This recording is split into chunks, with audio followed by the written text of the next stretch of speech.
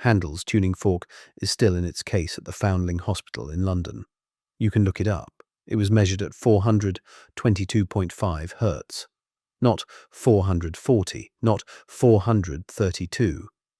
Just the pitch one musician chose on one afternoon in 1751, before anyone had a word for Hertz. I went looking for this fork because 4 million people told me the Nazis stole the world's natural frequency. What I found instead was the precise, traceable history of who actually built that lie and why. 7 nations. One frequency, a unanimous vote in a room at BBC headquarters, May 1939. 3 months before the invasion of Poland, the world agreed on how music should sound.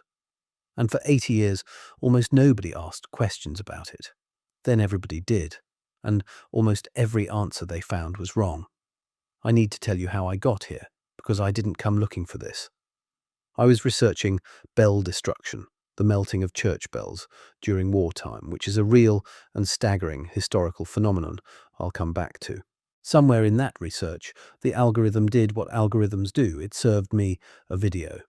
Cymatics patterns in water, 2 frequencies compared side by side. At 432 Hz, the water formed a perfect geometric mandala. At 440 Hz, chaos. The claim was simple. In 1939, the Nazi propaganda minister Joseph Goebbels forced the world to retune its music from 432 to 440 Hz as a tool of psychological warfare.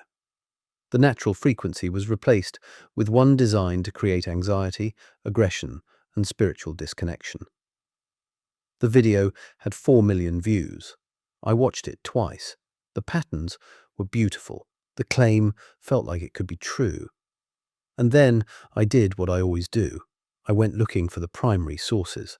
What I found wasn't a conspiracy. It was something I find more unsettling, a detailed map of how a conspiracy gets built, brick by brick, from a small pile of real facts, and how the real history it buries is more interesting than the myth that replaced it.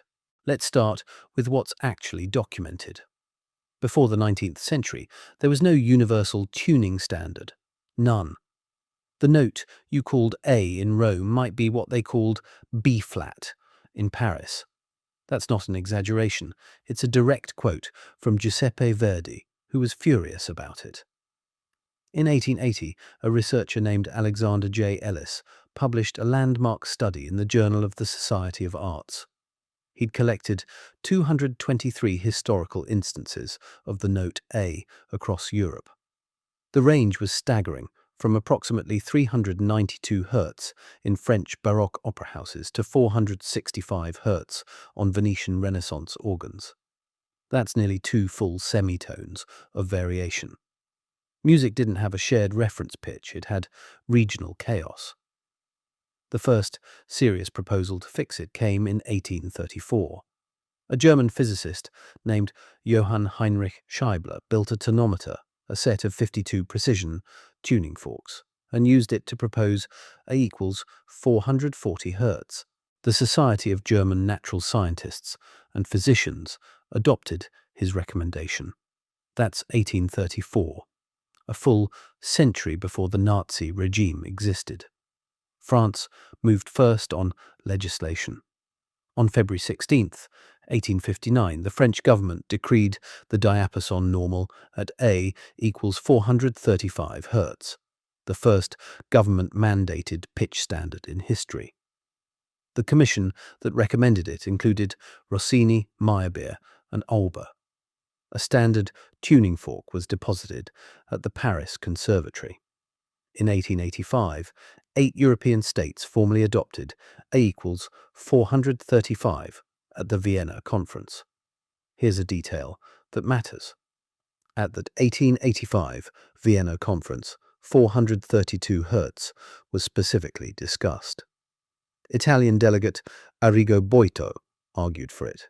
Physicist Joseph Stefan acknowledged it had mathematical elegance. The conference rejected it, not because of conspiracy, but because retooling every instrument in Europe for a 3 Hz difference wasn't worth the cost. They kept 435. Meanwhile, pitch kept creeping upward. British orchestras were playing at 452 Hz by the 1850s.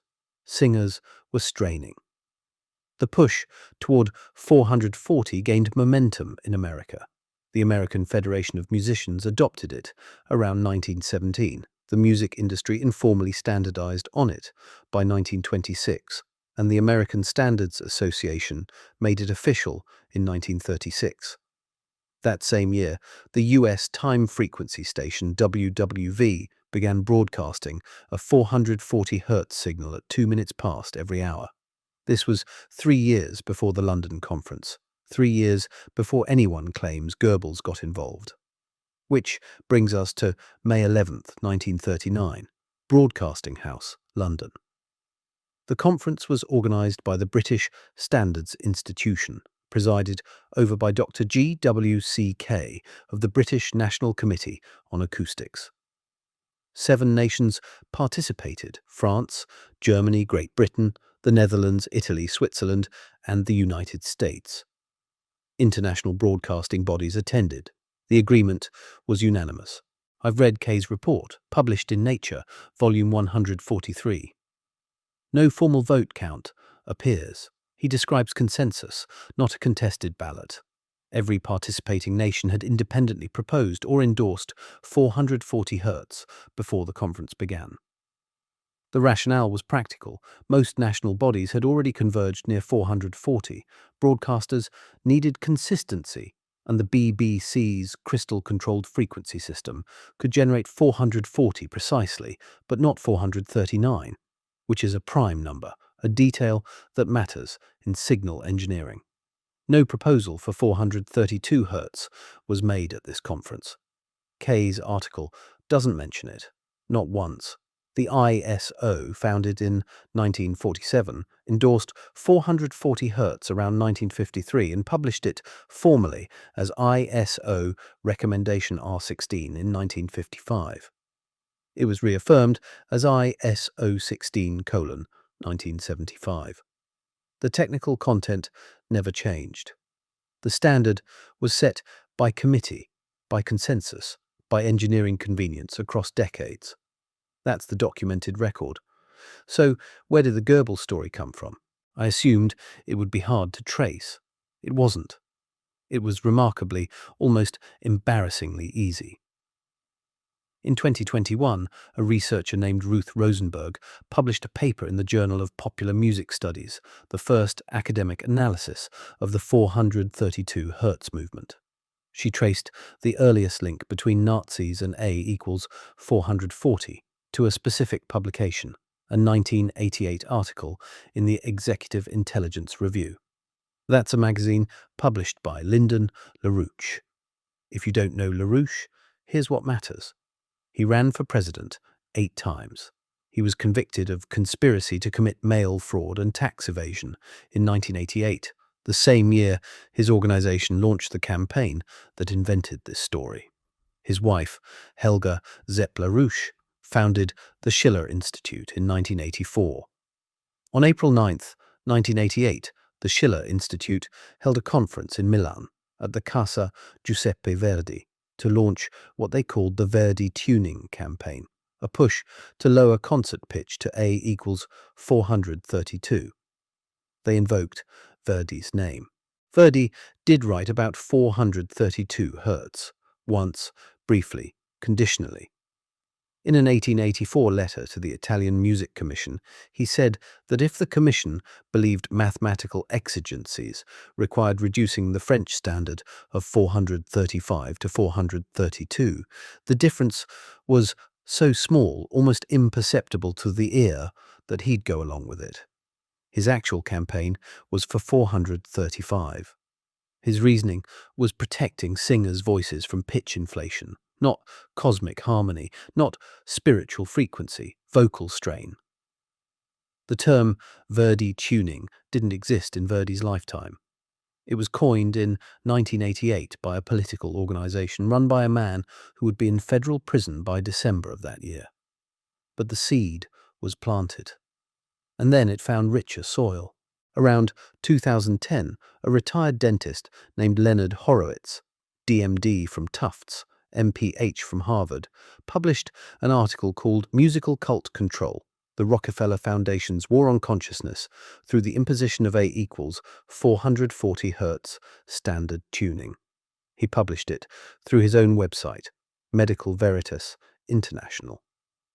Horowitz added layers the LaRouche version didn't have: the Rockefeller Foundation funding the military commercialization of music, Goebbels effectively persuading Hitler's supposed enemies in Britain. The narrative got bigger, more detailed, more shareable. Here's a detail I keep coming back to. Horowitz doesn't actually advocate for 432 Hz. He advocates for 444 Hz, which yields C equals 528 Hz, a frequency he calls the love frequency. He sells products through 528records.com and 528revolution.com. He has engaged in bitter public feuds with 432 Hz advocates like Jamie Buturf, each accusing the other of being a government disinformation agent. The two most influential voices in the frequency truth movement can't agree on which frequency is true, and both are selling something. A 2022 Lead Stories fact check investigated the Rockefeller Foundation claim specifically. They found no evidence that any Rockefeller grants for music or research were contingent on adopting the 440 standard. Professor Jeffrey Herf, a historian at the University of Maryland who literally wrote the book on Nazi propaganda, it's called The Jewish Enemy, told Reuters the Goebbels claim was absurd. He'd never encountered anything remotely like it in the archival record. So the timeline is this: a convicted fraudster's political organization invents a connection between Nazis and concert pitch in 1988. A retired dentist selling frequency products elaborates it around 2010. It enters mainstream music journalism by 2017. By 2024, the hashtag 432 Hz has over 38,800 tagged videos on TikTok. One single video promoting the Rockefeller conspiracy reached 4.4 million views. 36 years. From a pamphlet to 4 million views. Each step traceable, each source identifiable, each commercial interest visible. Sometimes I stop and ask myself if I'm being unfair. Maybe the origin of the claim doesn't matter. Maybe Horowitz and LaRouche are wrong about the history, but the frequency itself does something real. There is, after all, peer-reviewed research. I went looking for it. I found fewer than 10 published studies that directly compare 432 and 440 Hz. The largest had 54 participants. A 2019 pilot study from the University of Florence found a heart rate decrease of about 5 beats per minute with 432 Hz music, but the lead author's email domain is gp432.com, which suggests a possible advocacy connection. A 2020 Chilean dental study found both frequencies reduced anxiety equally, though 432 specifically lowered salivary cortisol. A 2025 study of 43 cancer patients found a slightly more pronounced heart rate reduction with 432. These are real findings from real journals. They're also all small pilot studies, predominantly from Italian research groups.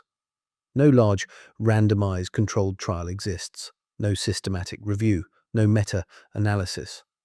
And the single most rigorous perceptual study, conducted by Hugo Fastel at the Technical University of Munich, one of the world's leading psychoacousticians, used a precision reproduction piano and found no preference for 432 Hz. If anything, a slight preference for 440. Then there's the Schumann resonance argument, the claim that 432 Hz is in tune with the Earth because it's an octave harmonic of 7.83 Hz, the electromagnetic resonant frequency of the Earth ionosphere cavity. The math is elegant. It's also wrong. The Schumann resonance is 7.83 Hz, not 8. That difference seems small until you multiply through octaves. 7.83 times 32 equals 250.56 Hz for middle C, which yields A equals approximately 421 Hz. Not 432, more than 10 Hz off. And 432 divided by 7.83 equals 55.17. Not a power of 2, so 432 isn't an exact octave harmonic of the Schumann resonance at all. The argument that sounds like physics collapses under arithmetic. The cymatics videos, those beautiful water patterns, fare no better under scrutiny. Acoustician Milton Mamikides explains it plainly.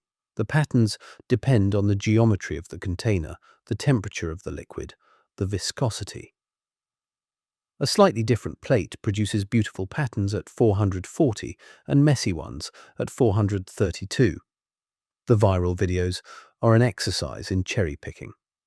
The science doesn't support the myth, but I kept pulling at the thread anyway because something in the research was genuinely bothering me. Not about frequency, but about destruction. Remember how I said I started with bells? Here's what I found, and it has nothing to do with 432 Hz, and it haunts me more than any frequency claim ever could. During the French Revolution, the law of September 17, 1793, ordered the destruction of all crosses, bells, and other external signs of worship. Approximately 80% of France's church bells, nearly 100,000, were melted for coins and cannons. At Notre Dame, 19 of 20 bells were destroyed. Only Emmanuel, the 13-ton Borden installed in 1685, survived. In World War I, a German decree of March 1917 ordered church bells smelted. Approximately 65,000 bells, weighing 21,000 tons, 44% of Germany's total, were destroyed. In parts of Austria-Hungary, 90 to 96% of bells were melted. The Nazi regime seized approximately 175,000 bells across Germany and occupied Europe. Over 150,000 were destroyed at bell cemeteries near Hamburg. In the Czech Republic, roughly 12,000 bells were taken between 1941 and 1943. In the Netherlands, British investigators reported nearly every bell was gone. The Soviet campaign was the most thorough. Pre-revolution Russia had close to 1 million bells across as many as 70,000 bell towers. Ringing was banned in 1918. Melting began in 1922. A 1929 decree forbade all bell ringing and commanded all bells removed. A 1933 secret meeting established quarterly quotas for procurement of bell bronze. Writer M. Prishvin described the removal of the 19 bells at Trinity Sergius Lavra as a spectacle of public execution. As few as 4 complete bell sets survived in all of Russia. The Danilov monastery bells were saved only because an American businessman named Charles Crane purchased them for the price of the bronze in 1929 and shipped them to Harvard, where they hung at Lowell House until they were returned to Russia in 2008. A peer-reviewed study of 2,752 bells from 21 countries spanning 7 centuries found hum frequencies ranging from 47.5 Hz to 4,702 Hz, a 6.5 octave range determined entirely by physical dimensions. None of these bells were tuned to 432 Hz. Before 1834, no technology existed to measure absolute frequency. The claim that ancient bells rang at a specific Hertz value is not a historical argument. It's an impossibility dressed as nostalgia. But the destruction was real. Hundreds of thousands of bells, centuries of acoustic heritage, melted for cannons, for coins, for ideology. That happened. It's documented. It's verifiable. And almost nobody talks about it, because the conversation has been captured by a frequency myth that a convicted fraudster invented in 1988. Here's what the timeline looks like when you lay it flat. 1834, Scheibler proposes 440 Hz using precision tuning forks. 1859. France legislates 435. 1885. 8 European nations adopt 435. 432 is discussed and rejected. 1936. America formally standardizes on 440. 1939. 7 nations unanimously endorse 440. 1955. The ISO publishes it as an international standard. That's 121 years of incremental, documented, multinational standardization. Then, 1988, a convicted fraudsters organization invents the Nazi connection. 2010, a retired dentist selling frequency products elaborates it. 2024, 38,800 TikTok videos. 4.4 million views on a single post. A Middlebury Institute paper documents the narrative migrating into neo-fascist fashwave communities, with channels producing music labeled Future Fash 432 Hz. Each step plausible on its own. Together, they form something harder to dismiss. Not a conspiracy about frequency, but a documented pattern of narrative manufacture, a real history buried under a fabricated one. Why does a myth with no primary source documentation outperform a century of archived records? Why has the traceable origin of the Goebbels claim, a single 1988 magazine article, never slowed its spread? Why do the two most prominent frequency advocates publicly accuse each other of being disinformation agents while both sell commercial products? Why does the destruction of 175,000 European bells generate fewer videos than a debunked claim about a conference at the BBC? And why are we more drawn to the idea that someone stole our natural frequency than to the documented fact that someone actually melted our bells? Handel's tuning fork is still in its case at the Foundling Hospital in London. It rings at 422.5 Hz. Not 432, not 440. Just the pitch one musician chose on one afternoon in 1751. Before anyone had a word for Hertz, before anyone thought to argue about it, before anyone realized there was a market in telling you the whole world sounds wrong.